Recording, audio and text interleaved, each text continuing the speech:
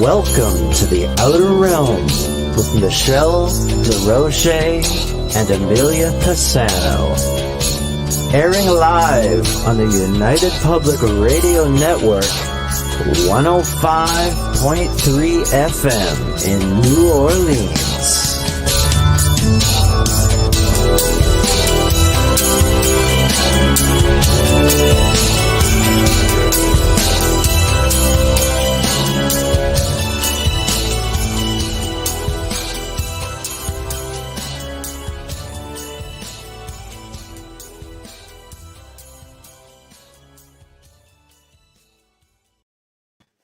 Good evening, everyone. Welcome to the Thursday night segment of The Outer Realm. We are broadcasting live on the United Public Radio Network, UFO Paranormal Radio Network, 105.3 from the Gulf Coast and 107.7 from New Orleans. We are fully sponsored by the amazing people over at Folgers Coffee, who have been a part of our journey since the beginning. I would say, what, Bubbles, 4 years?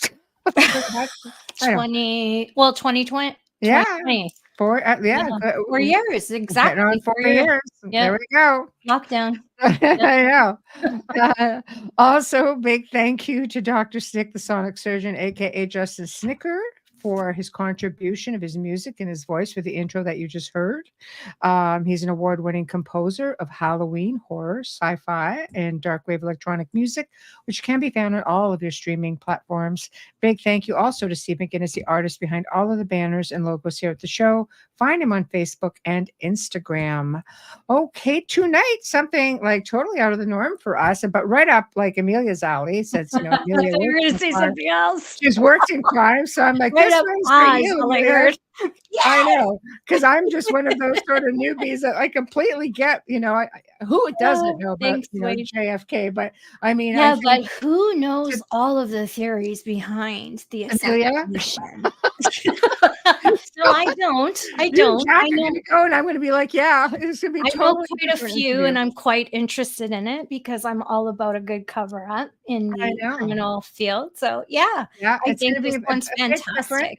It'll be for the first time, probably like in a really long time, where I just kind of get more laid back and just enjoy the ride. No, we're going to keep Michelle involved because this touches on everything. And I'll give you an interesting little fact that has nothing to do with JFK, but with the son of Sam, serial killer. David Berkowitz, he used to say that the devil made him do it. He went to the Exorcist film and felt like he could see Michelle's on. She's ready. Well, I already know that. It's not like I used it because he wanted to be distinguished differently from other serial killers, but he didn't actually believe what he was saying. No, and he wasn't the only one. There were actually a few that tried to pull that card. Yeah, but this man killed a lot of people. I know. So tonight, Jack Roth is going to be joining us for the very first time, and I'm hoping we're going to get him on again because he's just done some amazing films. I know I've seen them all, so I'm going to be a bit of a nerd with all of this. But the Stan Romanek Story, I'm like, okay, you know, definitely have seen that. And it's the Extraordinary series, by the way. The Seeding, yep, seen it. Revelations, yep, seen it. So I'm a big nerd. I have to watch all of these. But tonight we take a more serious edge. So his book, Killing Kennedy, exposing the plot, the cover-up, and the consequences. And I'm actually really looking forward to this because it's definitely something out of the norm for us. So without further ado, Jack Roth, how are you? Good. How are you? Good. Did you give me all fangirl? Wow. How are you? To live up to here. Good. I'm doing great. Thanks really so much for having me on. Oh my gosh. Thanks for writing this. You have no idea how excited I was when Michelle told me, I'm like, this is a gift for me. It is. This is a gift. I messaged her and I said, okay. We nicknamed her Bubble, so here she's going to be all serious. But anyway, it's like, okay, you're sitting down because it's like, I got your present. Yeah, I got you. Amelia, I'll send you a signed copy. How's that? I'm gonna cry. There we go. Thank you. There we go. There we go. I've never met anyone because being Canadian, I don't know who has the same thoughts and feelings that I do regarding the assassination. I think there's a lot of knowledge that is messed up and missed over the years. And I don't want to talk too much. I want you to be able to just come in and tell us how you started it and when this came to you that I've got to put this down on paper. I have to put the story out. Seriously, because, you know, Jack, looking at everything else you've done, it was just almost blindsided me when I saw this book. I'm like, okay, wait a minute. This is She's right? like, wait, can he come back? I go, if he likes us. No, we're definitely going to do this again. I'm already loving this. So and I'm your good. name is Jack, and you wrote about John Kenny. Oh my God. Anyways, take it away. Yeah. I'm going to breathe now. I've never done this before in my life, fangirl. This is not me. So yeah. Anyways. Well, I hope I don't disappoint. No, well, absolutely not. Yeah, it's interesting knowing that with the films I've done and, you know, doing the documentary work, but I've always been fascinated with the Kennedy assassination. I think from the time I was a kid, a little context, I was born in 1965, so I missed the assassination by a couple of years. But I think I think missed that it by a long shot, but whatever. So I show my age, but it's important to say that because I did grow up during the aftermath of it, or what I call the aftermath of it, which was, you know, obviously Martin Luther King assassination, RFK assassination, the counterculture movement, the Vietnam War, Nixon, Watergate. It was like this erosion. This total erosion of what was known as American exceptionalism in the 50s and the early 60s. So, but I've always been a critical thinker, and I never have trusted, like some generations I think before us may have trusted institutions that they grew up with, and I've never have. And maybe it's a Gen X thing, I don't know, but I just don't take things at face value. So, but one of the things that I remember being maybe 11, 12 years old and knowing enough now at that age to get a handle on my own perspective on the assassination. And the thing that always really bothered me was the fact that Jack Ruby was able to come into that police station and just shoot Oswald in the stomach and kill him. ID. But before Oswald had a chance to go to trial. And why? Well, and think about it, because to me, Oswald was already saying, I'm a patsy. He was, and what I found out about Lee Harvey Oswald, and we'll get to this, was one of the most incredible parts of this journey for me, that I was able to verify some things and really gain a better understanding of who he really was as a person. But so that always bugged me. And then, of course, in 1991, I think for a lot of people, the movie JFK comes out. Oliver Stone does a phenomenal job of just throwing everything on the wall, right? And as he always does. As he always does. Brilliant. Right. He's brilliant. And he actually liked my book, which meant the world to me. I had sent him a copy, he actually read it and liked it. So that was a really incredible moment for me. But so I was always interested, and then I started doing a ton of research. And when you think about it, though, Michelle, like you think about the documentaries I do, it's all about really unsolved mysteries. It's about the truth. It's about trying to get to the truth on things that are kind of that bug you, right? That it's like there's something wrong here. Something's rotten in the state of Denmark. We kind of know it is, but the government's not telling us the truth. It's the same for UFO disclosure. It's the same thing. True. So, but the Kennedy, I just, of course, again, has always been interested. So what happened was right when COVID started, which was actually good timing from the standpoint that, we're all going to be inside for a long time. And for me, that's fine. I'm a writer. And then, all the interviews I did was face to face on like, whether it's Skype or whatever it was, Google. But I sat with people, even not in front of them, but we were face to face, if you will. And what wound up happening is I had a good friend of mine, and he's a hell of a writer in his own right. He lives in England, and his name's Miguel. And we were talking about this because he's into the same stuff. And we're like, we sit there and again, having this objective conversation about the Kennedy assassination. And he said, Jack, if you want to write a book, what would be different about this book than the thousands of other books that have already been written on this topic. And it gave me pause. It made me realize, you're right. I can't just, what am I going to do? There have been people that have been researching this for 50 years, literally. 60. And 60 when it happened. And there are some people who were alive who started doing it back then. So I said, you know what? We started throwing around ideas and concepts, and this idea of why it still matters kept coming up. And the idea of these perpetual ripple effects, that there have been ripple effects since then that are still affecting us today, and it does still matter. So for younger generations, they need to know, because nothing's ever been the same since that day. Since the day Kennedy was killed, everything has changed, and not for the better. So that's where it started. And then one interview led to another. I definitely wanted to, I did it in an interview format where every chapter is a person that I interviewed. And the way I set the book up was to have different sections. Like one section, for example, is my father was in the CIA. And that section is all people whose father was literally in the CIA during that time. Oh. So yeah, and that was, you know, again, fascinating. I mean, the things I learned, and just the emotional impact of the interviews too. It was very emotional for everyone. There were two little girls. That's another part of the book. There were two little girls who were in Dallas that day. One was in Dealey Plaza. The other's grandmother owned the boarding house that Oswald stayed in. Oh wow! So there was I got really good interviews, and I try to give these. I wanted the people in the book to do the talking, and I was just going to present it in a very compelling, readable way. And again, I do give conclusions based on everything I learned, but to me, it was more of people's history.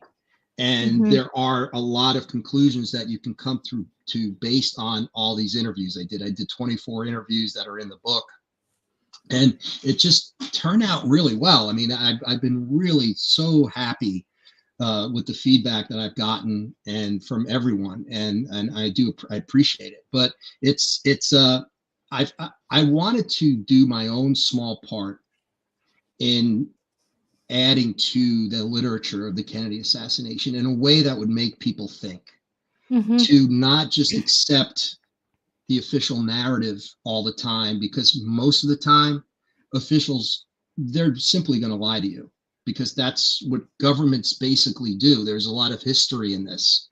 It's not just the Kennedy assassination, right? This goes back to the beginning of civilizations, human civilizations. This is the way things are. So there's corruption, there's cover up, there's conspiracy. This is human nature, and that's part of the book as well. Everyone loves a mystery.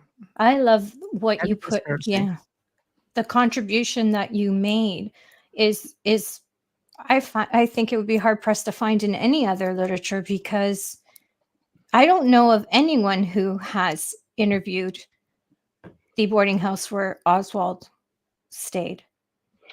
Well, and again, so you have the grandmother, this woman's grandmother, and so she was a kid. But to give you an example, okay, this is a perfect example. So we asked, well, who was Lee Harvey Oswald really? Yes. Right. And one of my main goals of the book was to give a perspective on Oswald, a more human perspective on him, that wasn't just either a patsy or a lone nut, because that's the only way people think of him, one or the other. But we're dealing with a human being. He was a real person, right? He had a wife and two kids. When he died, his children were very young, two girls who are alive today, who still have to live with that stigma. That's right. So I wanted to get it to the more personal aspects of this. Who was this man? And why did they choose him? And what happened that he was put in this position in the first place? And so this woman, who was, her grandmother owned the boarding house, so she would meet a lot of people who stayed at the boarding house, and men usually who stayed there for a specific amount of time for whatever, and then went their own way. And what she said about Oswald that stood out to her was, like, of all the people that stayed there, most of the men that are there, they're doing whatever they're doing. They did not want to deal with kids. It was her and she had two brothers, and they were all young, and most of them didn't want to give them the time of day. But Lee Harvey Oswald did. He would, when he had spare time, he would go out and play catch with the brothers. He would play with them. He would talk to them. And one time, this girl had dyslexia. So her grandmother was at the kitchen table. They were doing their homework, and she was having a real hard time. And back then, they didn't know what this was. So it was frustrating. The grandmother's like, why can't you get this? And Lee Harvey Oswald passed by her and whispered in her ear, don't ever give up. Because he was dyslexic. And he worked through it, and he became an avid reader. He was an extremely intelligent, well-read man. And he was also a patriot. And he was part of the U.S. intelligence community. And that's what people don't realize. He worked for the CIA, that he was really good at spycraft, and he followed his orders. That is what got him in this situation. Yeah. But this is amazing story. So one time Lee Harvey Oswald, so he was sitting on the front steps, front porch, if you will. And the two brothers were playing wrestling, and they got into a real fight. And the sister, this woman, was by the door at the time. So Lee went out, separated them, brought them back to the porch, sat him down, and said, you guys have to understand something. You're brothers, and you must always protect each other. You cannot fight with each other. You're brothers. And so you always know that. Don't fight with each other. And this girl's standing there like, oh my God, I can't believe he's even caring. Because back then most adults were like, well, children are to be seen and not heard. That's true. It was a mentality. It was the early 60s. It was really, that's the way it was. Right. So for Oswald to be that, he cared about these kids. He loved kids. He had two daughters of his own. So he wasn't this crazy lunatic lone assassin nut job that the media and the Warren Commission made him out to be. And there's more to it. There's a lot more in the book about it, but that was one of the things that was very satisfying to me, is that I actually learned so much about who Lee Harvey Oswald was and what his role, and when I say what his role was in it, is that he really didn't have a role in it. He was definitely set up. Now he was there. He knew he was part of U.S. intelligence, so he was told to be there. And he was doing what he was doing. He was basically infiltrating far-right Cuban exile community groups that were actually a threat to Kennedy. So he thought for longest time that he was helping protect Kennedy. And then he found out at some point, we're not sure exactly when, that he was being set up as a patsy, which is when he made the final phone call he made to his girlfriend at the time, who was having an affair with her. This was all New Orleans related, the summer before. Wow. And I interviewed her. And what she said is that Lee said, because she's like, meet me in Mexico, just run away, get away. We'll meet somewhere. And he said, I can't, because if I am not where I'm supposed to be, they're going to kill my wife and kids. Oh, boy. And so he was like, I have to see this through. And this is what he said. He said, and besides, if I stay, there'll be one less gun pointed at Kennedy. Wow. Wow. I need time to absorb that. Because it's not what you normally hear, right? That's you a humdinger. That's a big deal. It very much is, because you hear the story of in the documentaries, on the television specials, you hear the story that he was met at the doorway and he was just dismissed because the management said, oh, he's an employee here. And he was dismissed and then later arrested at a movie theater because he didn't pay an admission fee, and then he punched the cop and was arrested. And I said to Michelle, I got to wonder, why would you punch a police officer unless you need protection or you need to be found? Yes. Well, check this out. Oswald realizes that day he's at the book depository. He's not on the 6th floor. There are other assassins on the 6th floor. He's not there. so he's either down on the front, in the front, like there's that photo that people, you know, again, trying to confirm that's tough because it's blurry, but it does look like Oswald. But he realizes he's smart and he knows now he's in trouble. So what does he do? He goes home, he gets his gun. That's when he runs into Tippit, Officer Tippit. Well, they said there were people there and that they say Oswald killed Tippit, but Oswald didn't kill Tippit. It was someone else who killed Tippit. And here's the thing. What does Oswald do, like any good operative would do in a situation like that? He calls his handler, CIA handler. What does the CIA handler tell him to do? Go to the Texas Theater, we'll pick you up, we'll get you out of town. Mm-hmm. So he goes to the Texas Theater. And the next thing you know, whether he paid for the ticket or not, 40 or 50 Dallas police officers are at the Texas Theater. And he knows, okay, I'm definitely the patsy. So basically they set him up to go to the Texas Theater so they could get him there. They don't charge him with the shooting of the president. They charge him with the Tippit shooting. They bring him in. He's not allowed to talk to an attorney. He's like, what? And you saw the interview with him while he was there. He's like, I'm a patsy. I have no idea what's going on. I haven't been given legal representation. Mm-hmm. He knew exactly what was happening. So the people responsible, and we can get into that, but they see this and they realize Oswald cannot see the inside of a courtroom. We can't have him talk. I think that they thought he would either be killed in the Tippit incident or at the theater, but he didn't. He wasn't. So who do they bring in? Jack Ruby, mobster, up to his eyeballs, right? And the mob is in on this. They're not the main, they assisted. There's a lot of factors in it. There's right? so There's many. a lot of factors, a lot of puzzle pieces. And it's convoluted on purpose. There's misinformation on purpose. It's confusing on purpose. And that's the way that CIA operated at the time. This is the way they went into other countries and did coups and stole elections and did all the things they weren't supposed to be doing, but they were doing it. So they just basically took what they were doing on the outside, and they used to work with the mob. They would hire the mob to do hits because the mob was really good at that. No, it's not the first time. Yeah, right. Absolutely. So you start putting all these pieces together, and then you realize, now listen, in the end, people ask me, oh, who did it?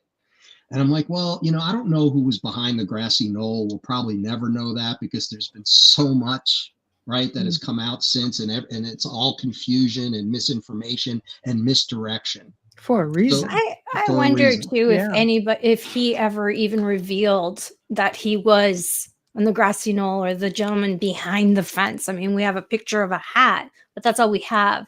But I mean, that's not something that you would be telling your grandkids at Thanksgiving. Right. No, and the amazing thing about it is these people still today are terrified to talk about it because they know what the people who did it are capable of. Well, then they did their job. No one will ever talk about it until it runs out of generations. They succeeded in their coup d'etat. And that's what I tell people. Well said. And that's sad. Daniel. It's very, very sad. And that's why I felt like I needed to write the book, because regardless of what we know in the end, we know that something was wrong. Something wasn't right. The Warren Commission report was nonsense. The magic bullet theory was utter nonsense. The Jack Ruby killing Oswald should have been the biggest red flag of all. And one of the things I learned, which is interesting, in the United States, we kind of bought into what the government was telling us. We couldn't believe that our government would do such a thing. But in Europe, in the European papers, because remember, they're much older countries, right? And they've been through this a billion times with their governments. And they're like, they did it. They couldn't believe. They laughed at us because we were believing what our government was telling us. They're like, wait, you don't see the red flags here? The Americans we were like 4-year-olds, literally 4-year-olds who's like, oh, that's our government. They wouldn't do that to us. It's hard because it depends on what generation you're asking. Gen X, I was born in 69. We will pin you down and say you're guilty before we even look into who you are. We'll condemn you first. That's just our nature. But I think the generation before us and perhaps after us looks at it a little bit differently. But it's hard to believe, like you said, that your government was responsible for killing one of the most beloved presidents you've ever had in your history of America. And how and why would they want to? That's my question, regardless of who was involved, how many shots were heard, how someone can distinguish, a handgun from a shotgun, a rifle, and so on. The one question still remains, why? And again, that's the most important question. What's the motive? Yeah. And I go back to what I tell people, and it's a safe answer because, again, I wasn't there. I wasn't behind the grassy knoll. I wasn't on the 6th floor of the pod. I didn't see who was there. I wasn't in some backdoor meeting where they decided to do this. And who was that, right? Who were the powerful men who really made that decision? But what we see and what we kind of know is that, so you have Kennedy. John F. Kennedy was not supposed to win the election in 1960. Nixon was supposed to win that election. And here comes this upstart Kennedy.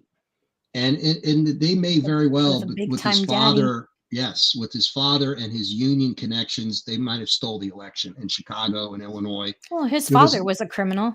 He was a bootlegger. He was a gangster. He was a bootlegger. Yeah. And so here are these upstart Kennedys. Well, what do you have going on in 1960? So, and this is what I tell people. Who killed Kennedy? It was the Cold War and the times in which he governed that ultimately killed JFK. And what I mean by that is the Cold Warriors. And who are we dealing with when we say Cold Warriors? Allen Dulles, the Allen Dulleses of the world. Right, the James Angletons of the world, the CIA people who were they were part of the OSS before it was the CIA. And they had this. Their biggest enemy to them was Soviet Union. It was communism. It wasn't the Nazis. We defeated the Nazis in World War II, but Allen Dulles and the CIA helped tens of thousands of Nazis escape Europe. Project Paperclip, and it wasn't just scientists. It wasn't just Werner von Braun with the rocket program. It was MK. We're talking about like MK Ultra. That's right. Mind control. They were doing this in the concentration camps. A lot of these old school American blue blood elitists, and in the end, that's what we're talking about. Blue blood elitists with a lot of power. Their grandfathers and great grandfathers were the original robber barons. So they looked down on Kennedy's father for being a bootlegger, but their families made their money in just as crooked, if not more crooked ways. But theirs was older. It was much older, and they were from, again, these blue blood. I use the WASPy. You don't hear that much anymore, but it's white Anglo-Saxon Protestant. Well, guess what? People ask me, well, Kennedy went to Harvard. He was privileged. And they were wealthy because the father made a ton of money. They were very well educated. They were Catholic. And to these guys, to these blue blood elitists, that they might as well have been the devil. I mean, they were having none of it. Okay. They weren't of the same quote unquote class and breed as these guys were, as these other families were. Because in the end, we are talking about families. Yes. Okay. So they've run the country since the 1800s, since the robber barons. These are the same guys who built the railroads, right? The same guys who owned the banks, the same guys who eventually Henry Ford, right? All these guys. And a lot of them, what they had in common, you read this, is true. They were all anti-Semitic. They were all fascist a little bit in their way of thinking. They hated everyone that wasn't them. And they grow up generation after generation with this elitist mindset of we're better than everyone else. We're kind of living under that now. And we are living under that now. Well, there's no question we are. And that's because in 1963, I think they galvanized their strength. And they sent a very powerful message to anyone who would dare go against them. Not untouchable. And Kennedy got in the office. There was a little hubris there. There was ego there with John F. Kennedy and Robert, he's this attorney general. But we have power. But presidents really don't have power in this country. Eisenhower tried to warn Kennedy of that. Many leaders don't, especially if you're in a democracy or parliament. You're not going to have power. You have a cabinet. Shadow government. You don't have power. And when you think about what Kennedy tried to do, what did he want to do? He wanted to change some things that were just unacceptable to these people. First of all, he wanted to get rid of the CIA because the CIA had lied to him in the Bay of Pigs. They tried to manipulate him like they did Eisenhower. And Kennedy was like, I'm not giving you air support. So what happens? Kennedy takes the blame publicly, but behind closed doors, he's furious with the CIA. He fires Allen Dulles.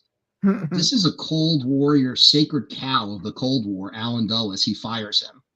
That was the first, well, maybe the first or second nail in his coffin, right? So you have that going on. Then what happens the next year in 1962?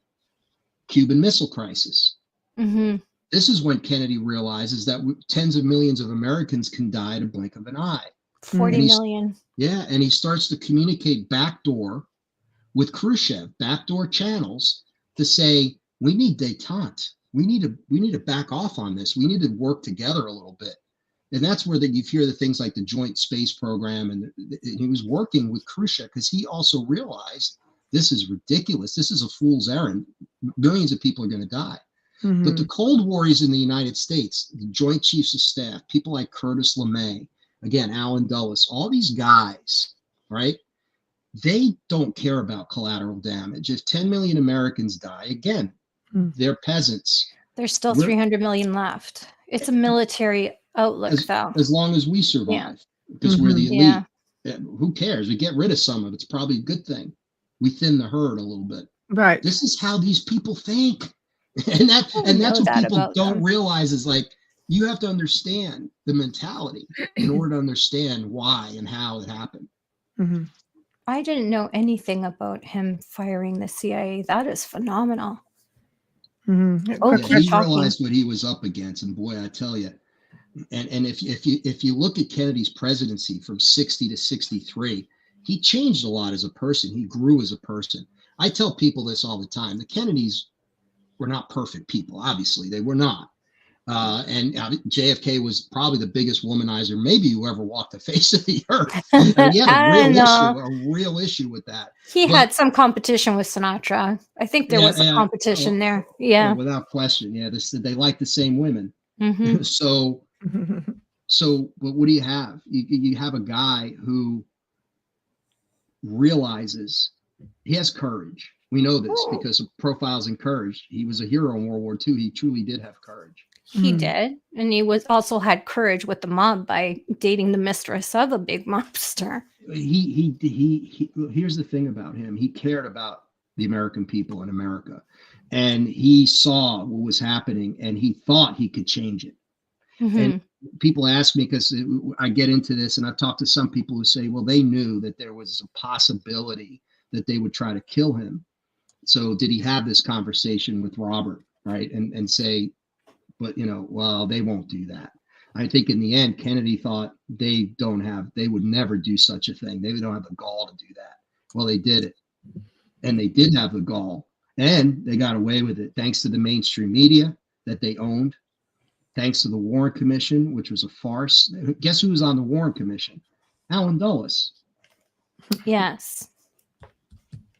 And then they him come out and with Chief Justice Warren were just a team. And the magic bullet theory that Arlen Specter came up with, who was a government shill, was the most ridiculous theory that was ever posited in the history of theories in human history. Is that the one where it takes out 7 wounds with one bullet?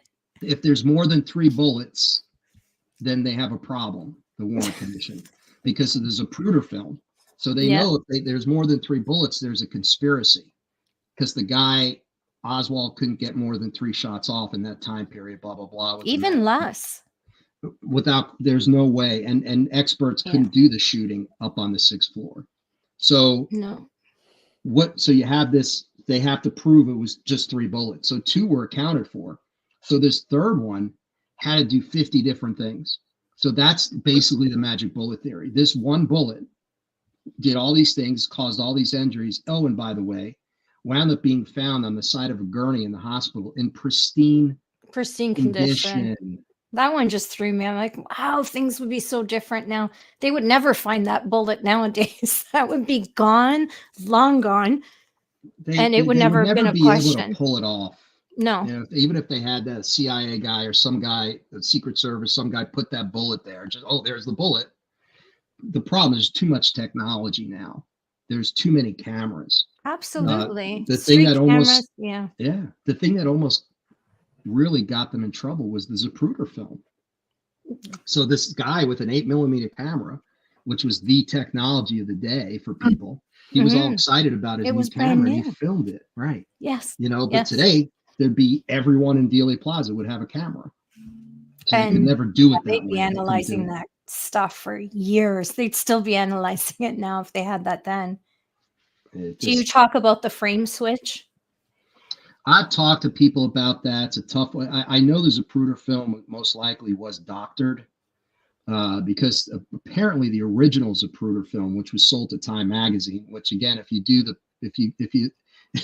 create the path there and know who was in charge of Time magazine, it was all part of the mainstream media cover-up.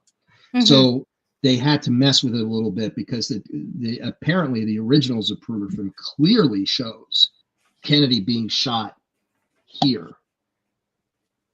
And all the doctors at the hospital, when he came in, they all pointed. They say, here was the death injury. This was the death blow.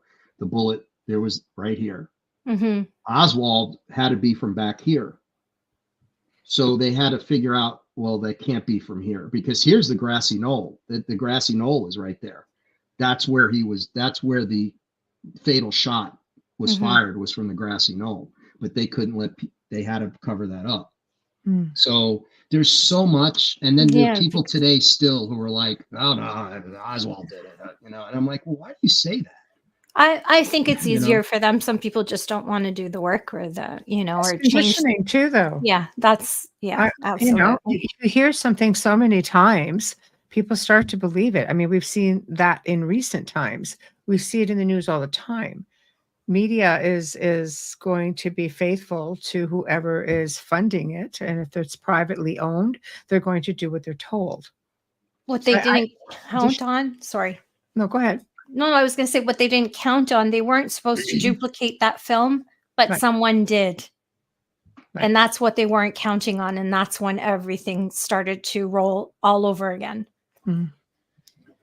Yeah, that was almost a big slip up right there. That guy would have been in jail if he did that now. He'd be in prison. Because that never would have been sold because it would have been counted as criminal evidence. It never would have been released. Well, so much there was when you talk about a criminal case and the way they handled everything, it was a joke. So I mean, they washed the limousine. There was a crime scene, and they washed it. And they let people put roses in the seats. Well, yeah, and we didn't want Jackie to go through that, and that's what Ruby's excuse was. I didn't want Jackie to have to go through a trial. He didn't give a. He doesn't care about Jackie. Rat's potato about Jackie Kennedy. Jackie's dad was crooked too. Well, listen, again, you're talking about very privileged people. Yeah. But the lesson here, and that's the thing in the book that I try to say, is that, listen, we'll never know all of it at this point. Too much time has passed. But we do know, we should know, and we shouldn't believe what's been told to us because that is definitely not the truth. And we can't take things at face value. And if we really want to live in a democratic, free society, we have to realize that governments are governments, whether it's our government, the Chinese government, the South African government, or the Australian government. They are there to maintain their power and control, and everything gets corrupted. Everything gets, it's just nothing is a perfect. If you look at, say, a democracy or socialism, or you look at these in its purest form, the way it was written in its purest form, they sound phenomenal. But when you actually put them into practice with human beings, the problem is human beings. And I try to tell people this all the time. We are very flawed. Absolutely. We're flawed. And as much as a lot of us try to do good and try to search for the truth and try to do good things in our lifetime, especially power hungry people are horrible people. And a lot of times they're literally like psychologically insane. Well, Literally. most billionaires tend to have sociopathic tendencies. It comes with their IQ. It doesn't mean they'll kill someone, but when you profile them, it does come with their IQ, just like narcissism has a big part of it. But what people have to understand when they say, oh, but these people are billions and billions and billions of dollars in, yes, but there's nothing left to buy now. What do they need? They seek power. Some will seek to torture their own people. Some will seek genocide. It's a way of fueling that ego and that narcissism. There's so much more to it than just making a buck. When you own everything and you could buy anything, now what? Some people build electric cars and some people, money. Right. Yeah, some people build electric cars and some people buy banks. Exactly. Rothschild. But it's you have to look at it that way. I think for me, it doesn't matter who did it. And when I say why, I know there's a million reasons that they could have taken him out. And I just find it fascinating at how they pulled it off and how sloppy that was. That looked really bad on the US because this is your president. This was allowed to happen. And I think that's where people want to blame Oswald. Right? They want to blame him because he's not one of them, kind of thing. And there's something that I interview some psychologists in the book because I wanted to get a perspective, the psychological perspective, the sociological perspective, because it's important. But when you look at the why people in this country especially accepted what they were being told, there's something known as cognitive dissonance. And like you said earlier, it's easier to think that the lone nut communist Oswald did it than to actually consider that our government did it or elite Kabbalist group in our government did it. Yeah. It's too much to bear because it's like, well, government's supposed to be like mother and father. They're supposed to nurture us. This is what we're taught, right? It's like, oh, it's for more kids. And the truth is that's the furthest thing from the truth. But there's a lot of people, if you're a World War II veteran and hero and Kennedy is killed, do you really you're going to be like, oh, the communists did it. I can deal with that. Jack Ruby just wanted to kill him because he didn't want Jackie to go through they believe that because it's so much easier. And it's a real thing. It's a psychological thing called cognitive dissonance. And there's all these other psychological factors that are involved in why, and they know if anyone knows psychology of human beings, it's the intelligence community. You see the CIA with MK Ultra, they've been trying to control people and the Nazis did it. And this has been going on forever. So, not just trying, they have. Because it's propaganda and propaganda works on a society, especially if they're uninformed or they're not educated the way they should be, or they're not taught critical thinking skills.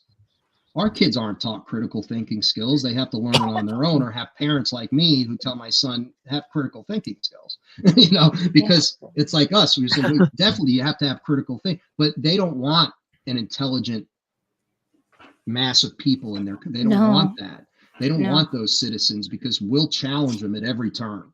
But the fact of the matter is that 90% of people just go with the flow. They don't want to deal with it. They don't want to deal with it. And they know that's why they know they could get away with it.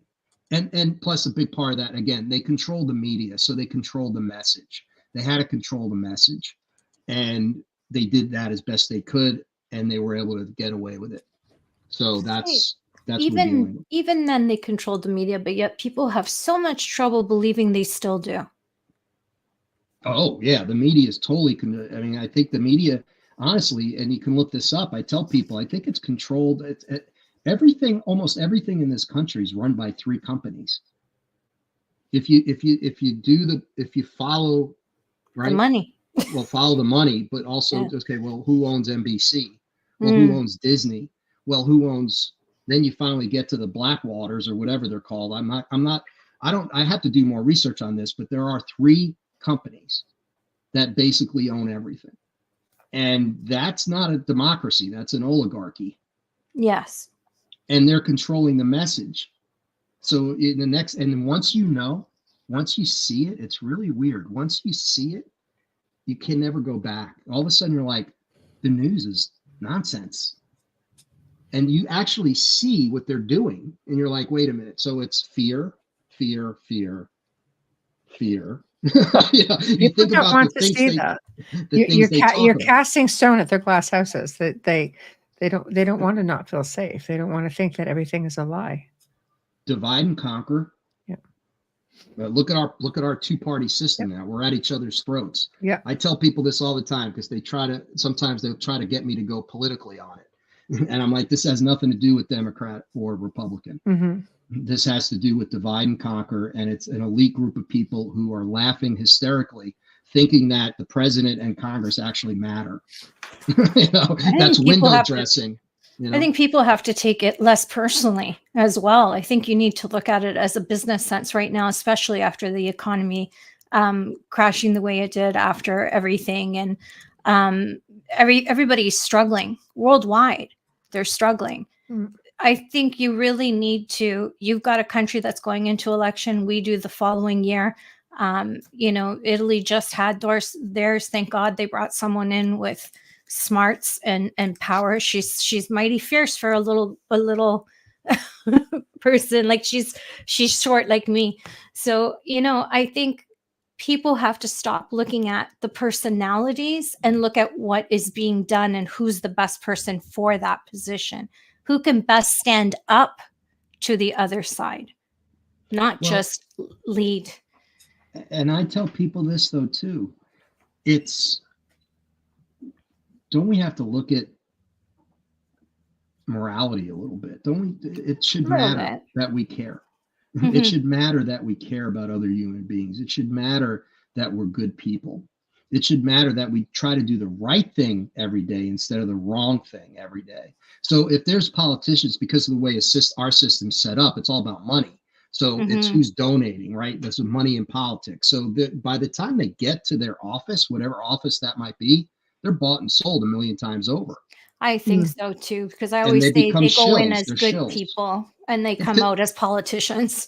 Correct. And they come out a lot wealthier. And there's the few that are different. And those are the ones that usually get shot in the head. And we haven't seen an attempted assassination since Reagan in the United States, correct? Yeah, I think you're right. I think that was Reagan was the last attempted one. Yeah, because Ford was that was Squeaky Fromme trying to kill Gerald Ford. And so Reagan. Yeah, Reagan. I'm shocked at that, actually. But you know what? Well, it had nothing to do with politics. It had everything to do with Jodie Foster. Well, or so we think, right? So again, what's the mind control element here that we're talking about? Do you ever? I find this funny, and I this is not something that I'm putting out there as a fact. That's something that's whatever. But I just find it interesting that all these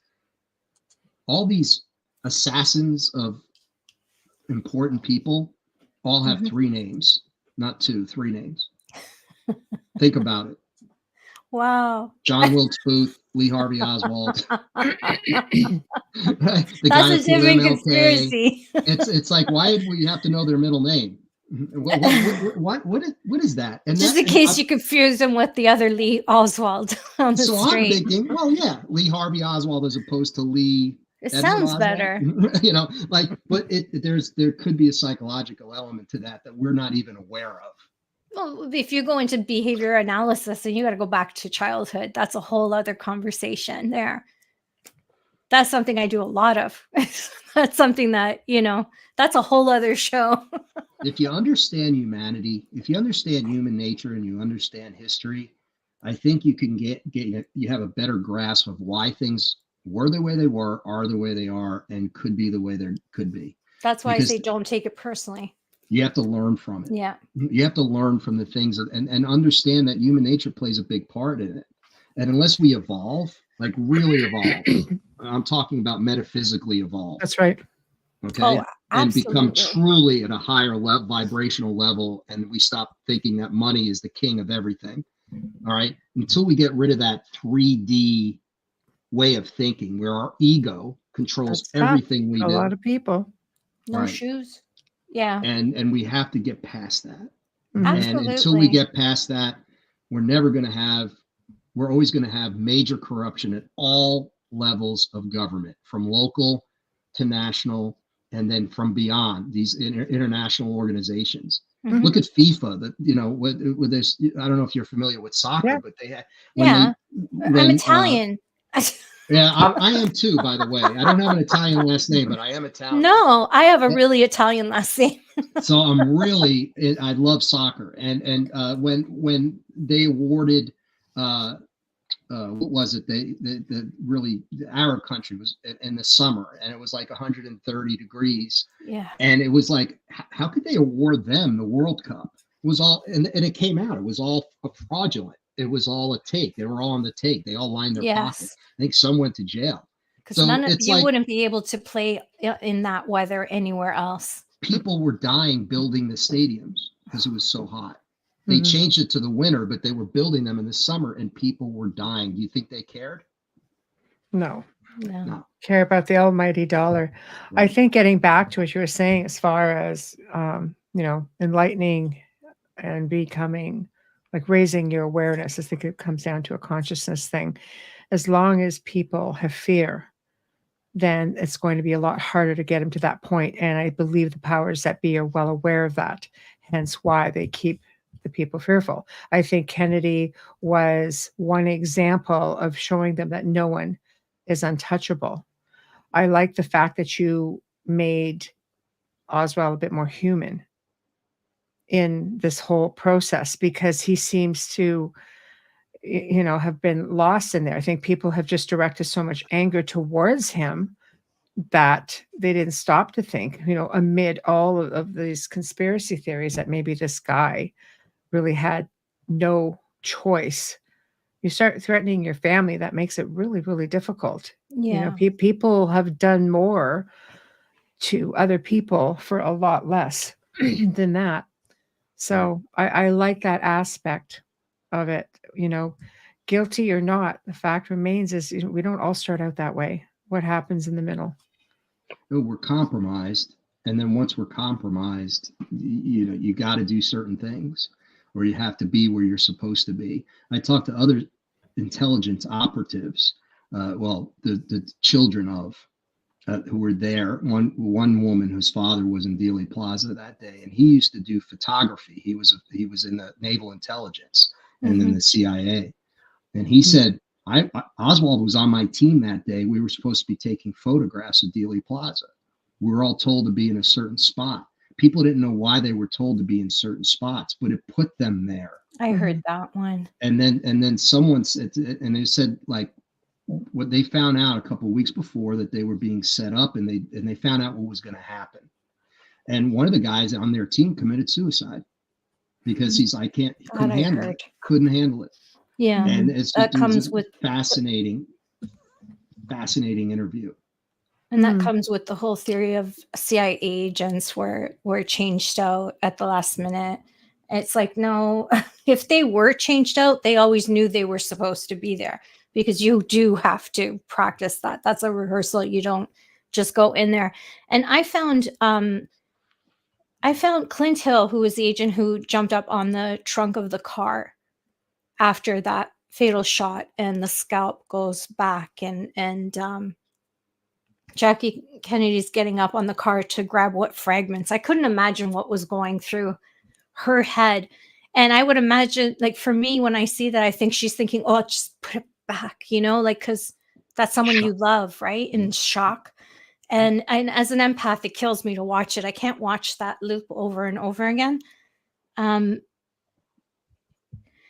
Clint Hill has so much trouble speaking about it because he feels so responsible. He said, they keep asking me, did you hear more than 2 shots? Some people heard 3 and 4 shots. And he says, I was on the back of the car. I heard the 2 shots. I ran up. I was on the car. I didn't hear anything after that. Right. So I think a lot of people that weren't in on it were perhaps as dumbfounded and probably used for that as well. Because if you're close enough to that trauma, chances are most people don't function well, regardless of your position in your career, whether you're CIA or not. They would have to go back through some kind of, wide awake hypnotherapy. Kind of like, I don't want to use Criminal Minds as a reference, but it's a BAU reference where they'll take you through in a quiet room, in a dark room, and take you through the moments. But now he's too old for that, if he's even still alive, with that kind of. Right. That's hard. And they also know how people are going to react to being in a combat zone. Yes. So you have all these people there's a lot of people there with their kids.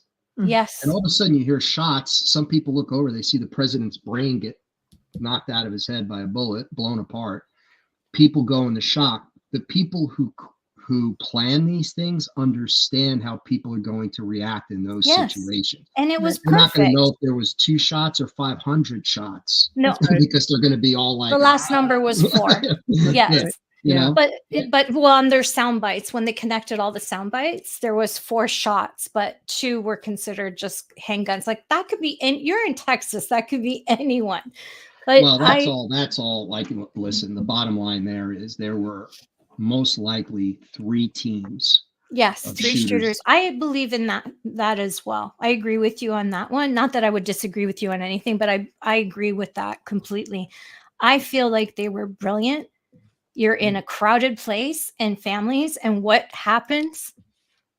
You hear shots and everybody scatters. Very easy to walk away. Right. And very easy to walk away. Everybody's running. Nobody stopped anyone to get any witnesses. Nobody. They just let them go. All the front lines were going because we got to take care of our president. And they know that. And the assassins literally shot the grassy knoll, gives the weapon to another guy, which is part of his team. He folds the gun up because it's foldable up, puts it in a thing. They walk. There's railroad tracks there.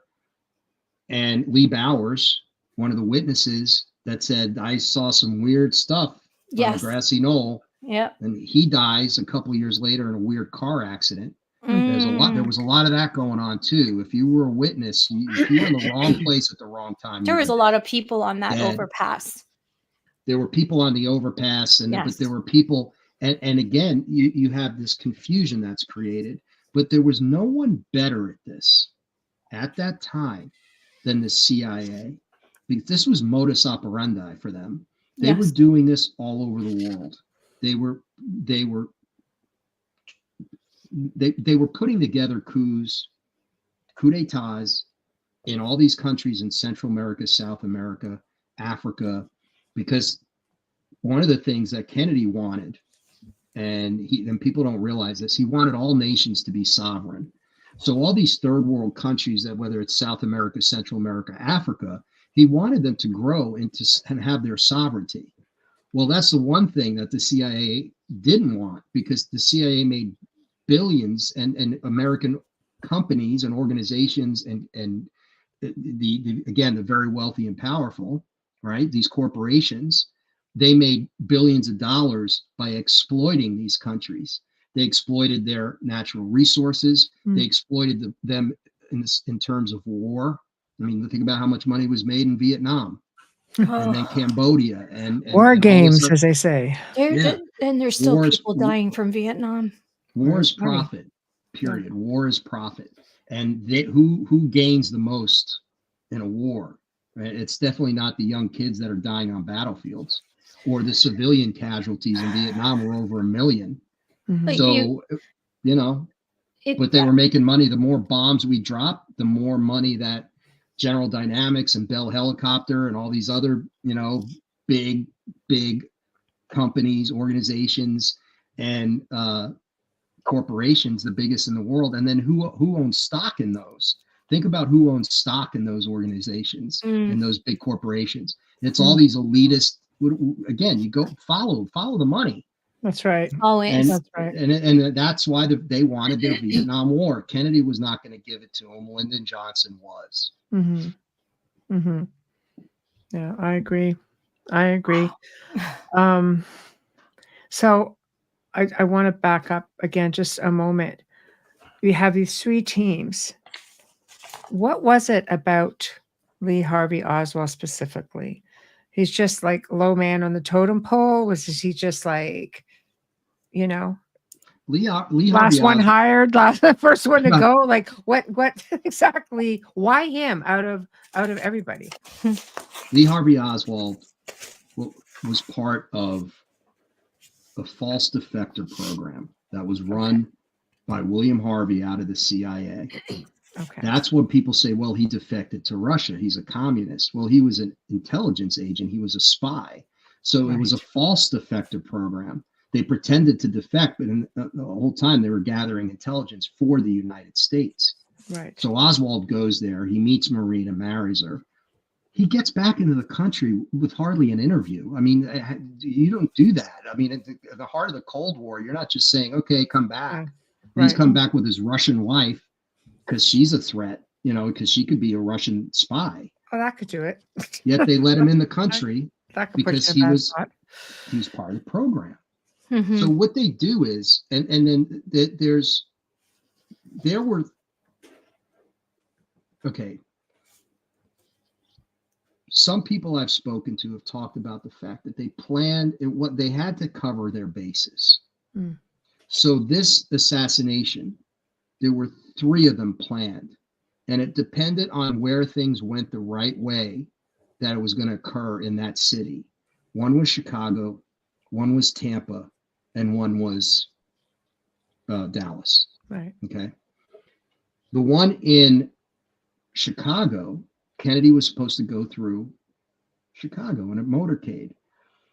The Secret Service got a telegram from a Lee, an informant, an inside informant by the name of Lee, telling them that there was going to be an assassination attempt where these Cuban nationalists, these exiles, wanted to kill Kennedy, and they were going to do it. They canceled the Chicago motorcade. That's Lee Harvey Oswald, because Lee Harvey Oswald was infiltrating these Cuban groups, and he had done it in New Orleans, and now he was doing it in Dallas. When he was told to go to Dallas, he was given a job at the Texas School Book Depository by his handler and put in that building for that purpose.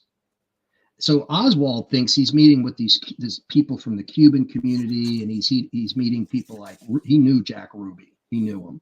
They knew each other from New Orleans because it was all the Marcello. There was that mob connection. Right. So he's doing his thing, and he's saying, okay, I'm infiltrating. I'm doing my job. I'm a good soldier, and I'm doing this.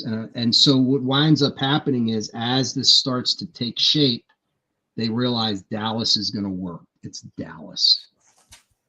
They had patsies lined up in Chicago and Tampa. Never happened. And if it would have happened in Chicago, we could be talking about a completely different person. Right. Three names. It wouldn't have been Lee Harvey Oswald. So Oswald happened to be at the wrong place, wrong time. Would have had a vowel at the end of it. And he was set up. He was sheep dipped. He was sheep dipped for a long time. Again, people have to understand the insidiousness of the CIA, especially back then, and the way they did things, the way they operated.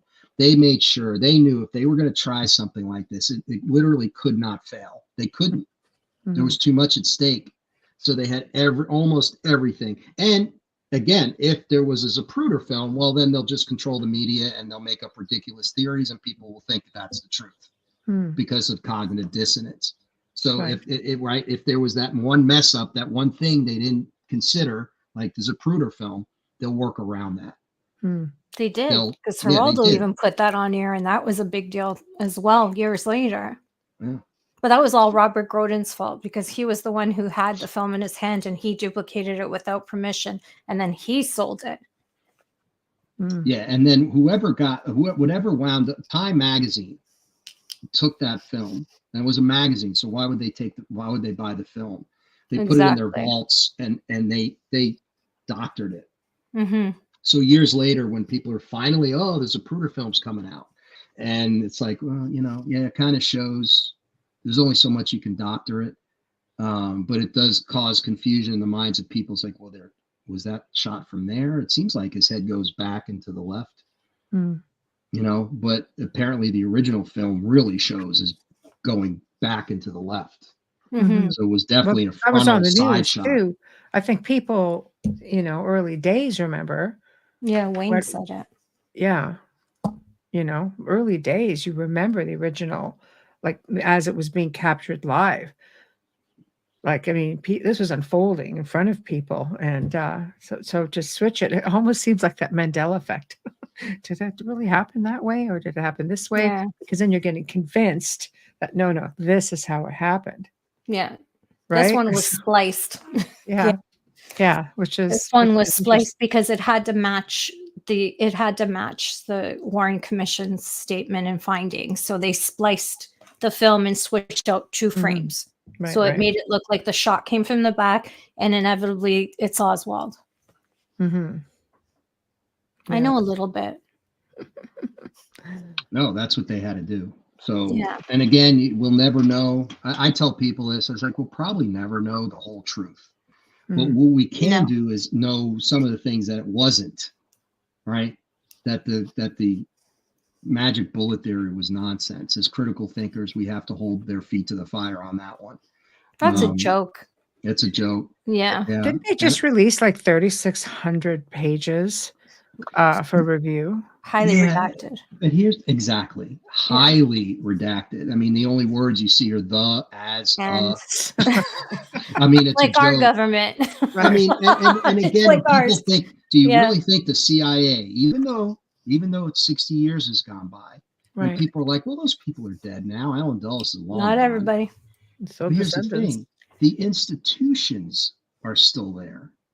So the CIA can't come out now and say, whoops. Oh, 880 pages of a Warren Commission. How are you going to say, no? Sorry. Those 800 pages are all false. We lied. We wrote it to fit the narrative. Because they'll give an excuse for it. It's the same thing with UFO disclosure. Mm-hmm. I tell people that, what documents do you think you're really going to get? Redacted. They're all redacted, and they're not going to come out and say, well, yeah, we lied to you all those years, and we threatened people, and we killed people all those years. But everything's okay now.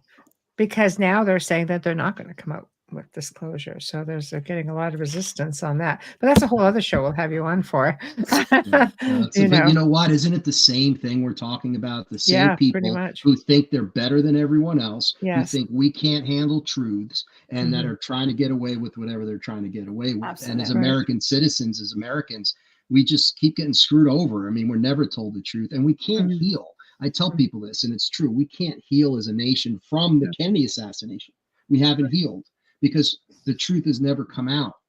I haven't healed from until it comes out, it's going to hang over this nation like a dark cloud. Mm-hmm. Right. It seems like the Kennedys has just been doomed from like starting from JFK. Then you have Robert Kennedy. Well, who did they make the deal with? That's all I want to know. Well, for sure, absolutely. You know, one gets taken out again. Are they all the same organizations? Like, is RFK? They'll say, "Oh no, it was the mob." But were they not all working together in both cases? Chappaquiddick was covered up. Well, I think RFK Jr. now has come out and says, which was good timing for the book. Yeah, but he's a courageous dude. He tells it like it is, and he said, "Listen, the CIA was involved in my uncle and my father's assassination." Absolutely. And guess what? He's right. Yes. Yeah. Yes, I know. So, see, it's just like everything. This family just can't seem to stay away from politics. I know. It's everybody in the Kennedy family should retire from politics and they'll live longer. Not had a real good go of it. That's all. I'm worried about them. A lot of tragedy, but think about it. They were a major threat to these people. Yes. JFK and Robert, because the people loved them.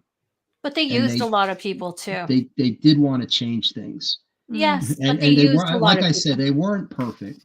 But at the end, I say JFK was our last best chance for world peace, because since he died, we haven't even been close to it. It's been perpetual war and conflict. You were not wrong with that. He reminds me a little bit about, and I think it was mentioned somewhere in the stream, like Lincoln. People looked at Lincoln with hope. And I think people looked at JFK with hope. This is something new, you know? And then look at how that turned out. It's just like, so not only are they proving a point by saying, look, we took out this guy who, you know, America loved, but in a way showing that, no, he's not untouchable. But it's like crushing the hope of the people as well. Correct. It's psychological. And think about Lincoln being killed when he was killed. It changed, you know, Reconstruction. Yeah. And things were worse for the freed slaves than they were when they were slaves. I mean, because then the Ku Klux Klan was running wild. You had the Jim Crow laws. That it turned into a disaster, which is what we're still feeling today as a country, because things went wrong in Reconstruction. If Lincoln would have lived and been able to maybe finish his that term, right? And because after him was all corruption, right? It was Andrew Johnson instead of Lyndon Johnson. That's weird. Right. They're not going to kill the corrupt ones. Yeah. They don't kill the corrupt ones. They take the good ones before they can do anything. They have to take the ones that are, you know, Gandhi was assassinated too. People forget. He didn't die of old age. No. You know, Martin Luther King. Well, he wanted peace. What's wrong with them? Because people they want peace. You know, I'm being sarcastic. Humans, honestly, I've come to the conclusion, I know this is terrible, but human beings are just awful.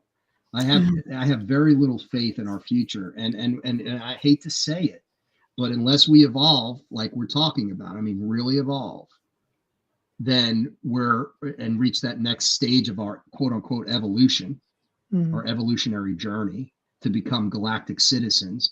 We talk about this with the documentaries all the time. If I were an ET and I was looking down here, I'd be like running for the hills. I'd be like, don't go to the bad neighborhood. Keep going. To do with these people. I know. Are you kidding me? Yeah. They don't play well in the sandbox. Keep going. Yeah. But then there are some of us who really do want to be better. And I think it's so hard to live in a world where we're seeing this. And it's like, why? This is wrong. And it's almost like the bad guys always win. We're living in a world where I believe and I feel for myself that the less time you spend on social media, the more time you can grow. And we're living in a world where everybody just wants to be in front of a camera and say, look at me, look what I'm doing, instead of doing something. When we were kids, I know we did a lot of volunteer work as kids. I'm sure you did as well. Not because the school told us, because that's the way we were raised. So I find that it's just a different generation.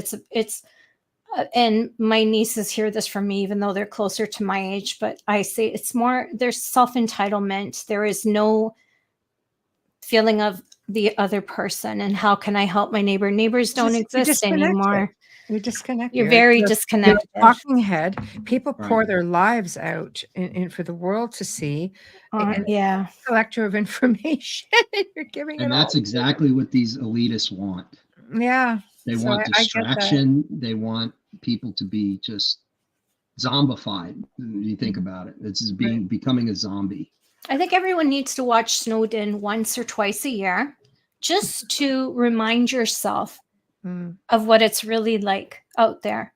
I don't feel he has any reason to lie about what he did. He had to uproot his life and move across the world to Russia so that he won't be assassinated. And he talked about it, and he had the courage, like Kennedy did. I'm surprised he lived, but you know, they discredit him to the point where most people, I would think in this country, you know how it works. They're he's a traitor. Yeah, but I think Russia will. I think Russia will protect him for a long time, just to piss off. Just to upset us. Just to piss off. Yeah.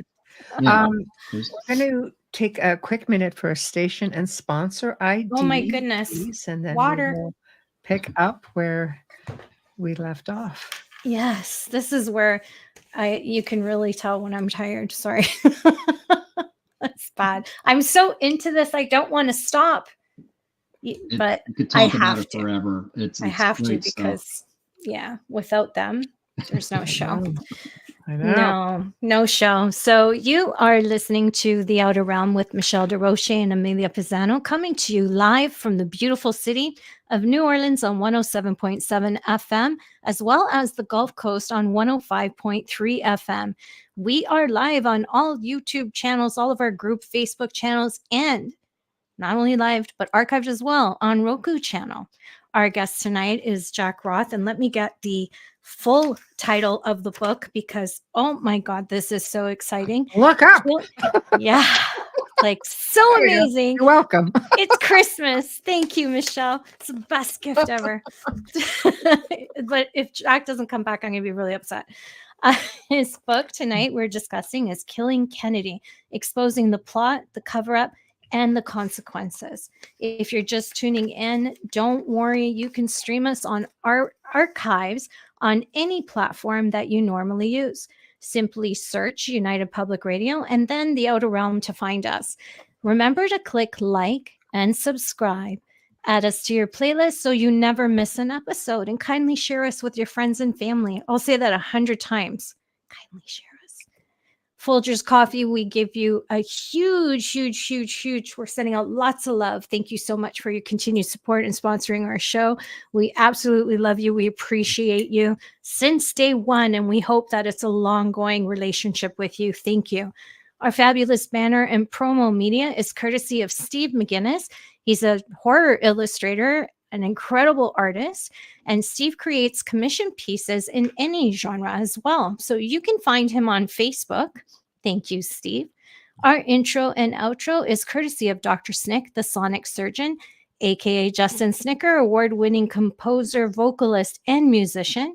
You can find his music on Amazon and Bandcamp, stream on any platform, and you can find Dr. Snick on Facebook and Instagram and in your stories as well. Just search Dr. Snick when you're putting a story together and pick out his music. It's really cool.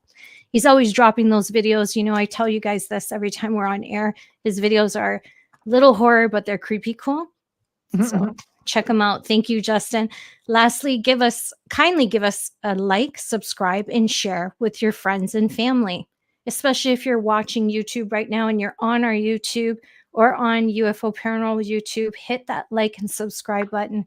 If you're on our Facebook channels, please hit that like button. There we go, and we are back.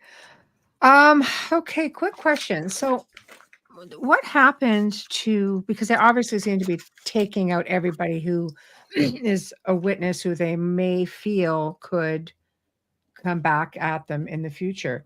And considering with Lee Harvey Oswald, they were threatening his wife and children. Did anything ever happen to his wife and children that you're aware of? Or did they go on to live, happy lives or Well, they went on to live, and with Marina Oswald, his wife, the FBI or the Secret Service, they took her, and I think I don't know what they did to her, but by the time they had her talk to the public and be interviewed for the first time, she looked like a zombie, and she was like, it was prepared. Her answers were prepared. She condemned her husband, and at first when it happened, she was not condemning her. They said, listen, and plus she was Russian, so who knows what they were telling her, what they would do to her. And then she had two small children, and those two children have grown up. And the one thing I regret about this particular book is that I didn't get one of them in it. I have some cool stories about Marina from other people who have talked to her and over the years. But the two girls, they've had to live their entire lives with their father being the most hated man in history, right? According to a lot of people, right? He was they're the assassin's daughters. Did they have to change their names just to? No, they didn't. But Good for them. they get married. I'm not sure exactly. Like, they're both alive. Yeah. And I was thinking about doing a volume 2 of this, but that would be my big get on that. I would love to interview one of them Because and it would be, they were so young. It's not like they're going to tell me anything about what happened then, but they can tell me about what their lives have been like. Right. Because there's collateral damage. Yes. And that's the thing we have to realize. And the biggest injustice of this whole thing, if Lee Harvey Oswald was indeed a patsy, and I totally 100% believe he was, and I just ask people to do their own research, read, do their thing. Don't take my word for it, but do it. And when you realize he was a patsy, that was the biggest injustice to all of this, is the smearing of his name and his legacy, and his wife and his children have had to deal with this their whole lives, and especially the children. And it's wrong. It's wrong. And the only way we truly get past this, he needs to be exonerated. The truth needs to come out, and he needs to be exonerated. And people need to come and they say, he didn't do it. But who has the power to do that? I mean, the Kennedys, you can't look at anything without their permission. And then you've got the CIA that's not going to give you anything. There's no one can on do this. It. The people that did it could have done it, but the CIA now, again, the CIA could come out now in some of these redacted documents and say, Oswald was one of ours. He was there, but it was a conspiracy. And there were other shooters. Now, would they say he was one of the shooters? Maybe. To keep it so it's not, maybe that'll help their lie a little bit to say, well, he was one of them. So there were just others, because it was a conspiracy. They didn't even check him for GSR.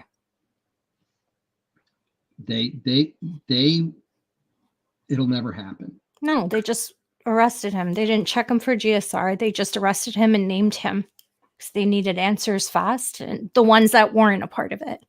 There were things about him that were in the papers so fast that they knew it before it happened. Yeah. So how are they getting this? The CIA is feeding the mainstream media information about Lee Harvey Oswald before the actual assassination occurs. Yeah. So that, and they're putting it all out there.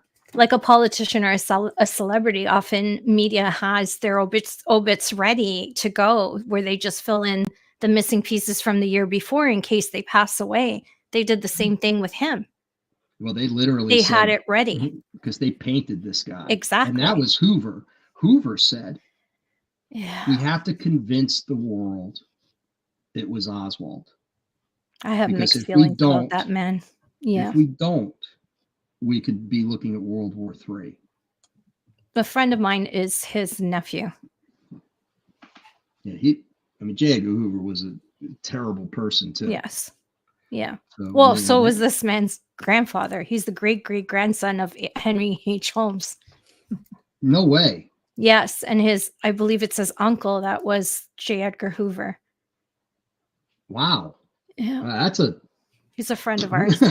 Actually, that's a shock. Into the Are we talking about the serial killer here? Yes. And the way he's American Ripper. I don't know if you saw the show. The way you talked about writing about these girls and the aftermath, he found out who his great-great-grandfather was when he turned 40. His grandfather talked about him. He never knew his whole life. He was a well-established attorney who worked really well, great reputation, had done some time in the Navy, took 10 years off to research this because he wrote about how he dealt with it. Not who he was, but how do I deal with knowing that this is my relative killed hundreds of people? And and he's also related to Hoover. Yeah. Guilty by association. I mean, it's something also related to that guy for your family is, but some tree, treaty. Was it pine tree, Bruce tree? What is it called? In the States, there's a treaty that was also his relative. Yeah, he's quite interesting. But I'm saying that I think you should write that book. I hope you have the opportunity to do that, because I know it gave Jeff a lot of healing, and I believe you'd be able to help his daughters heal with that. Yeah, they don't like to talk, but as you can imagine. Yeah. But they don't like to do like video interviews. That's okay. But if I'm writing a book, they don't. And you're showing compassion. and they could read this book, they know I'm compassionate, that I'm not making people, I'm not interviewing people to make them look bad. I'm interviewing people to get their stories and share it with others. That's why I wrote the book. And I'm not doing this to, I want to just get the record out there, get these stories out there because they're important. And if we can understand what one of these girls went through her entire life just because of who her dad was, and I think you start to understand the collateral damage we're talking about here. Well, there's families associated, with these people. There's this, it rolls downhill, at the end of the day, and people have to pick up the pieces. Did you run into any problems when you wrote the book with the research that you've done when it comes to, I always say the good old boys club, like the scholars and people of academia who are just like, no, this is how it was. This is how we researched it. This is what we looked into. Has it been well received on average, or have you gotten any resistance? I haven't gotten too much resistance. Now, very nice. It's the kind of thing where I just wanted to do my part right. So in other words, I knew if I created a book, and that's why I did it the way I did it. I did it so that, again, every chapter I interviewed someone. I let their words do the talking. I let their stories do the talking. So it's journalism 101, really. And it's just asking the right questions. Right. And then boiling it down. And so there's not much to criticize because I'm not coming out and saying, I know for sure that this happened. I wanted to avoid that because I'm not one of these people who spent 30 years. I'm not going to start that deep dive at this point. Yeah. I just wanted it to be more like a people's history, so people can go to this book and reference it. And if they wanted to read one chapter, they can read 1 or 2 chapters, and then they can come back and read 3 more. And then if a certain chapter really interests them, the topic, then they can I'm going to get this book and this book and this book. I want to learn more about who Oswald really was, or I want to learn more about the CIA, E. Howard Hunt, because I interviewed St. John Hunt, who's the son of E. Howard Hunt, E. Howard Hunt of Watergate fame, or infamy, I should say, one of the Watergate burglars. But a lot of the people who were the Watergate burglars, they were the same guys in Dallas that day in '63. Wow. It was all the usual suspects. Yeah. And the names they're the same names. Frank Sturgis. What, no middle name? Well, E. Howard Hunt. Yeah. He was he says on his quote unquote deathbed confession that he was more logistics on the outside guy. So what he did, he got some of the people in through Canada, some of the assassins from Europe, the Corsican mob, through Canada and into Texas, and different ways to get people in and out. He had to put them in safe houses after. That's what E. Howard Hunt did. So he used that was his thing. It was logistics. And he did this he worked with the Cuban exiles for years. And the Bay of Pigs was one of his things. So they were trying to overthrow Castro forever.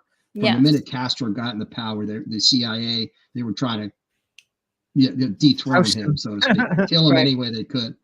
And so that's what they were doing. And they were unsuccessful with Castro, which was amazing. That was a big loss for them in the end. And there's too many people on the inside on both sides with that. I love that you wrote this book. Do we have anybody that we need to, because I talked so much, we missed a lot of comments and things, Michelle. I know she's giving my moment in glory here because I'm just like fangirling, but I'm so happy that you wrote this book and why you wrote it. I'm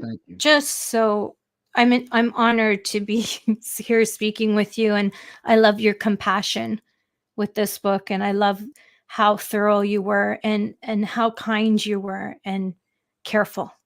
I appreciate that. I really do. Thank you. Oh, Christopher. Christopher A. James, thank you so much for participating. Are any of you familiar with my most favorite comic, Bill Hicks? If not, please do yourself the favor and watch the YouTube clip of his genius comedic explanation of the assassination of JFK. Back and to the left. And of course, I'm planning on voting for RFK Jr. Okay. Thank you. Bill Hicks was he ruffled feathers. He was Did he? really, I don't know yeah, who he is. He was a courageous comedian. Died young, very young. Mm. Almost like a George Carlin type. Well, he would tell it like it is. I mean, he didn't Yeah. care, you know, and he had some really great takes on stuff like that, on the Kennedy assassination, and he didn't hold back. You know, Yeah. again, you put yourself out there. You never know what's going to happen, but you do it anyway because you have to. Exactly. So, you know, but Bill Hicks was funny. Wow. Another comment? Polly, thank you for joining us, Polly. Might I tell you, you're very pretty. See your picture there. My father knew about the Bay of Pigs, and we were part of the John Birch Society. I was a junior member. Whoa. Interesting. Okay. John Birch Society. Johnson was part of it too. Yeah. Well, Johnson, I you know, we didn't talk about Johnson. One of the chapters, I interviewed this guy who spent a lot of years researching Lyndon Johnson, and he was definitely part of the cover up. He knew about it because it was all the Texas oligarchy. It was all his Texas oil friends. Right. Texas was the most corrupt state. Well, maybe Louisiana, but Texas. Ooh, you want to talk about a good old boy network? They were so corrupt down there, it was ridiculous. And the Kennedys were ready to get rid of him. They were ready to put him up on charges. They didn't want him to run again, to have him be the VP. And he was so dirty, Lyndon Johnson. And you got it. It's not enough time to tell about it, but about everything he was about. But one thing for certain, you want to talk about psychological traits. He was all of those. He was a narcissist. He was a sociopath. He was a psychopath. He was a megalomaniac. All these things. And there's Dan. I wanted to do a shout out to Dan. How you know Dan? Yeah, he's been on our show a couple times. I was going to say, do you know who his grandfather is? Yeah. Jesse James. Dan's awesome. H.L. Hunt. And here's the thing about Dan, and you should get him on to talk about this. He's been on. And I know he's been on. Oh, I'm sorry. He had to deal with a lot of these Texas people in his research, right? So he's telling me about H.L. Hunt. Hello, Dan. and he, you know, all these, like he met one of Lyndon Johnson's cronies. Who was it? Billy Solestis, who was the crookedest, the most horrible human being. But he met him at some funeral, and they're all very interested. Yeah, it does hit home because they're all incredibly interested in Dan's family story, and it makes you wonder how far does this go? What do these people know? You know, you talk about the John Birch Society. Boy, I'll tell you what, that is the conservative think tank of all time. That is an uber conservative. You look at who's in the John Birch Society over the course of its history, and that's a little scary. So, that again, this is all related. Right. It's sort of scary when you think about it, just how deep the rabbit hole goes and just how long it's been going on for and how long it will continue to go on for. Comment from Wayne. Hi, this Wayne. Was funny, actually. That's true. He writes, in the normal world, once you reach a certain age, you need to leave your job because you're not as together as you were in your years. But with the president, you need to be a fossil to get elected. Look at his photo. And apparently have dementia. Hilarious House of Frightenstein, yeah. Like Methuselah. He's a writer. He's an incredible writer. That's so funny. There we go. Another one. Yes. No, Heather. Heather, it's always such a pleasure listening to Jack Roth. He's so knowledgeable and really makes you think outside the box. Yeah, well, definitely. You, and I love your photo there of Breaking Bad. Oh my goodness. Always nice. We have the best audience. Yeah, go ahead, Amelia. No, I've got nothing. I'm like, I've got nothing. I got nothing. Nothing, honey. No. So, what's next for Jack Roth? I think you should do a film about this and interview these people if they'd be willing to. I think it would be outstanding. No kidding.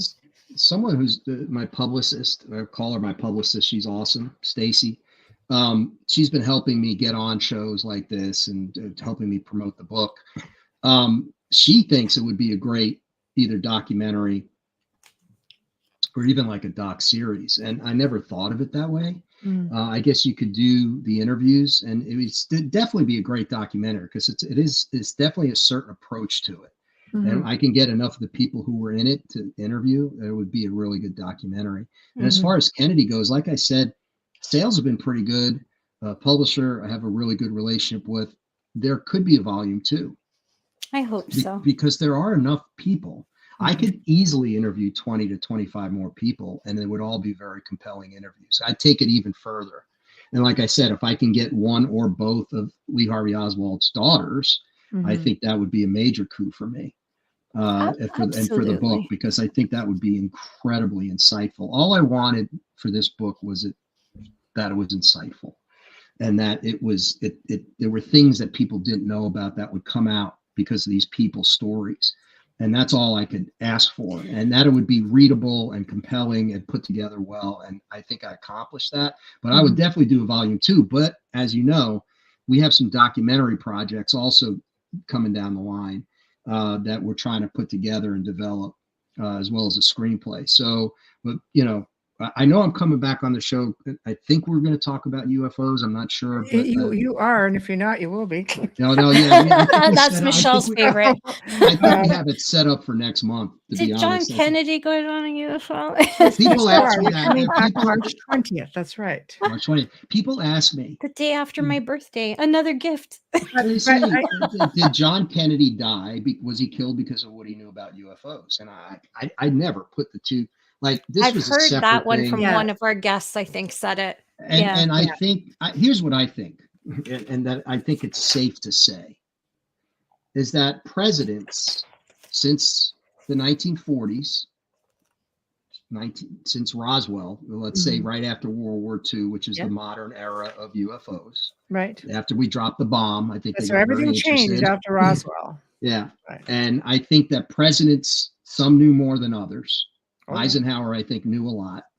And the incomings are always like, what do you know? What do you know? I want to know. And depending on who you are, I think someone like George Bush Sr., because he was the head of the CIA, knew an awful lot about the UFO phenomena and the cover up and everything. Yes. But I think a lot of presidents just want to know more, Nixon and because they think they have the power, but they don't have that top secret clearance, believe it or not. No. These things are so top secret and so just the dark projects that the president, they'll tell the president it's need to know. You don't need to know. He's a temporary employee of the government. He's a temporary employee. Yeah, and he doesn't have the power. Yes, he has this perceived power, and there's power in vetoes, and there's power in some of the things he can do or she can do. Hopefully there'll be a she soon.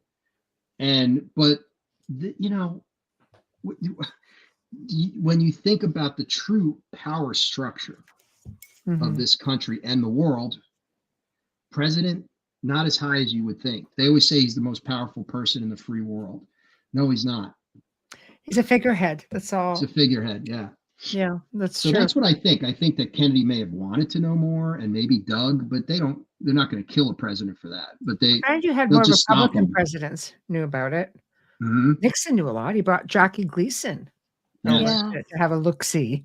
One of the coolest stories ever, by the way. It is, because it messed up Jackie Gleason for frickin' ever. After that, he was never the same. He just started to drink even more. I know. Yeah, I would too. I know. But he said, if people really knew what was going on and what was out there, like he cried apparently after he had that experience. Yeah, it's hard. It's hard for someone who lives a life. No, it's not. Unless you work your way towards it. We've worked our way towards it. Yes. We understand the possibilities. We've done the research. We've talked about it. But imagine someone who lives a very old-fashioned, I say old-fashioned, but older generation, black and white, no nonsense, very practical, right? If science can't prove it, it doesn't exist. There's no such thing as ghosts. There's no such thing as UFOs. There's no such thing. There's a documentary called "There's No Such Thing as Ghosts." I mean, there's people that are very much like that. But imagine that person. Yes. Yeah. Now all of a sudden seeing an ET body in a tank in Homestead Air Force Base. So that's hard. It makes me cry when I see those photos, though. Yeah, but people can't.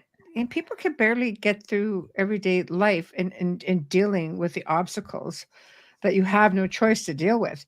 It's hard for people to get, well, especially people of that time, to get their head around something so like far out there. Now I think because we have computers, we have the internet, everybody's got a cell phone, people are becoming a little bit more relaxed about it. Let's face it, ancient people, they were all way ahead of the game. And then Roswell changed everything. It's like, no, you're not allowed to talk about this now. Now this is a secret technology. Now this is taboo. And people feared it because, again, you're being conditioned to think a certain way. But the United States is the last country to bloody disclose. Half That's the really world sad. is like they're all in on sad. it. Yeah. Right? Well, maybe they have more to hide, though. I think about that all the time. Yeah. Maybe they have more to hide. They're more culpable. Yeah, that too. Didn't Kennedy push for disclosure? Good question. Yeah, he was one of those guys. I mean, he was definitely one of those people who were like, hey, we need to know. He wanted to, he was not afraid of that stuff. He wanted people to know stuff, that things shouldn't be hidden from people. Mm-hmm. He railed against secret societies, right? In one of his last speeches, he says these secret societies, and what he was talking about was these blue blood elites. He would have hated Bush. Well, let me tell you something. George Bush Sr. was in Texas that day. And that's a whole other thing. But the Bush, because he was in big oil, CIA. Yes. He was the head of CIA. Yes, he would be in Texas. That's right. But he was not at that point. He wasn't head of CIA, but he was in the CIA. Maybe that's what got him the head. Huh? We need to look at the timing on that. You do certain things, and you play ball, and you're a shill, right? And you just obey orders and do what you're supposed to do. There's no more of a perfect example of one of these blue blood elitist families than the Bushes. And they all did. Skull and Bones is a secret society. It's a real one. It's a real thing. Junior's in that. Goes back hundreds of years. The amount of power the people who are in Skull and Bones have had over the years in this country is horrifying. Because they keep the power contained within themselves. That's why they don't want this upstart Kennedy Catholic dude coming in. No. They didn't want any part of that. They always want. Why do you think it's taken so long? You would think we would have had a female president by now, another Catholic president by now, a Jewish president. Not a good old boy. We had Barack Obama, but I tell people this story real quick. He remember, like say, Barack Obama won, so he wins the election. There's all this, everyone's excited, a new day is dawned, because we were so tired of the Bushes. So he comes in, he's all excited. He has, everything he ran on for his campaign. They have that transition meeting where he meets with the Bush people, and they have the transition meeting in the White House somewhere. And I remember I happened to be watching TV that day, and I saw that they're doing the transition meeting. I'm like, okay. So you see Obama in the days before, he had just won the election. He's this young guy, right? He has vibrant and all that. He goes into this transition meeting. 4 hours later, he comes out and they show him. And I'm telling you, I asked people to try to find this footage. I don't know how to find it. He had gray hair that he didn't have going into it. He looked shaken. Really? Shaken to the core. What did they tell him? And I was like, something happened in there. And I joke about this, but I think they show the Zapruder film. I honestly think they show the Zapruder film and say, that too could be you if you don't do what we tell you to do. Do you think they pushed him through a dimension and brought him back? Well, I don't know about that, but like they scared him. They basically laid down the law and say, you're president, but you're not going to do anything we don't want you to do. Hey, he's one of the most quickly to age presidents that I've ever seen. This was a 3-hour age. That's shocking. I didn't know about that. It was like Moses going up to the burning bush and coming down with long gray hair. I mean, it was ridiculous. I'm like, he was shaken. He's just, you know how confident he was, and how when he won was the election, confident. He was suave and charming. I think that Yeah. was something they hadn't seen in a long time as well. You know. And then he recovered from the meeting, obviously, but in that meeting, something happened. Yeah, I have mixed feelings about it. Can I read Wayne's comment about Barack? Which one? Let's start with this one. Okay. We'll yes. finish with these two. I didn't see that one. Okay, thank you. cool. Wayne says JFK was interested in opening up communication with all other countries to discuss alien encounters and sharing collected tech with each other. That didn't go over with the higher ups. Just saying. There And we then go. Wayne says Barack Obama said after his meeting in transition meeting, he said if there were windows in that room, he would have jumped out of that window. There you go, Wayne. Thank you for that, because I'm telling you, I saw it, and that confirms it. I feel like that I not see that, but I did see it. Something happened. Right. Now I want to look for that clip. Try to find it. You could. It'd be hard to find. I would imagine. Probably have to go into a dark web to get that. Because it was random. It's like, okay, he comes out of the transition meeting and they interview him. It was like one of those, you know. Well, if I ever see it, I'm going to think of you and I'm going to zoom in on that.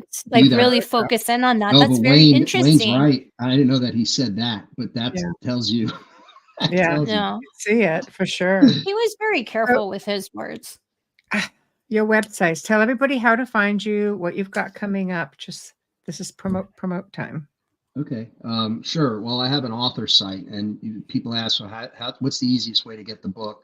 There's two ways. You can go to jackrotauthor.com. Right. And on there, there's a link to, Amazon, Barnes & Noble, all the major booksellers. And there's my other stuff that I'm working on or have worked on is there with links to that, the documentaries, other books. And then, of course, you can just go straight to Amazon to buy the book. That's also obviously an easy way. If you go to my site, there's more information, and it's pretty cool. And I have a recommended reading list that's pretty extensive too. You're also in Indigo Chapters in Canada. What's that? Indigo Chapters Indigo. It's like an umbrella of Barnes and Nobles in Canada. Oh, your book is there. I love it. I love knowing that people from other countries read this, because they also have a much different perspective than we do. Like I said, the Europeans knew all along it was a conspiracy. From the day it happened, they were like, conspiracy. Obvious conspiracy, and they looked at us like we were children. Like, what is wrong with them? Right. So I want people from hopefully around the world are reading it. So I love it. I'm so happy you're here tonight. Yes, my gosh, thank you for joining us. And Amelia's just totally fangirling. I just want to listen.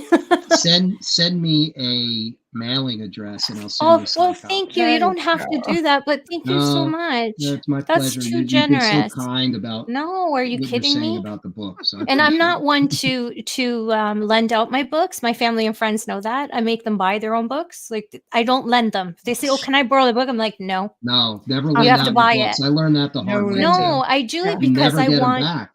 No, it's not because of that. I do it because I want the author to get that recognition on the sales. That's why I do it. Oh, yeah, I don't do it for any other reason. I have an extensive book collection. I collect old leather bound and hand sewn books as well. So, I've done that with other authors. They're like, why not just trade books? Like, well, why don't we just buy each other's books? And it helps. It helps with sales numbers. That's why I never lend my books. And leave a review, people. Yes, reviews are so important. Yes, exactly. Well, Jack, thank you. I will be in touch. And because I have a couple of ideas, so I'm going to be in touch with you, and I will send you links and so on. Yay! Thank you both. Thanks for having me on. I look forward to you the day after my birthday. Pleasure. Pleasure. Cool. Thank you. Thank you. Have a good night. Have a great weekend. All right, you too, guys. Take care. Bye. You're welcome. Good night. Good night. Well, that was the end of another fantastic segment and totally out of the norm. And wow, that's all I'm going to say. Wow. very well researched. I love he's interviewed all these people, and be interesting to see if people are still a little bit on edge about talking about it, even all these years, because it was such a monumental event in American history, world history, really.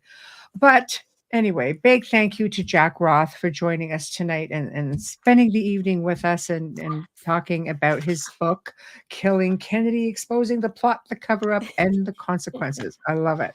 Yeah. Big thank you to Folgers Coffee for sponsoring the show this evening and every other evening. Big thank you to Dr. Snick, the sonic surgeon. Big thank you to Steve McGinnis for all of his artwork. And next week, guys, we're going to have 2 new people. So Les Durant is going to be on Wednesday night. He is an accomplished ghost and UFO hunter. Mm-hmm. I know. But he seems to have found a method of recording extraterrestrials.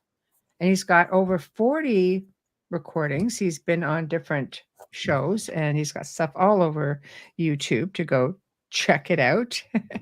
And Thursday night brings another special guest, Joshua Shapiro, who does all kinds of amazing stuff. Honestly, he does amazing stuff.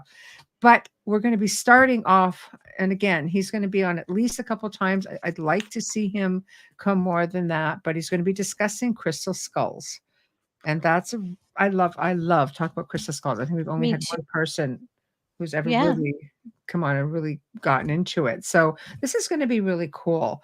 So again, guys, you're listening to The Outer Realm, United Public Radio Network, UFO, Paranormal Radio Network, 105.3, 107.7. Have a good weekend, and we'll see you all next week. Thanks to everybody who tuned to the chat room. You make it that much more fun. Good night.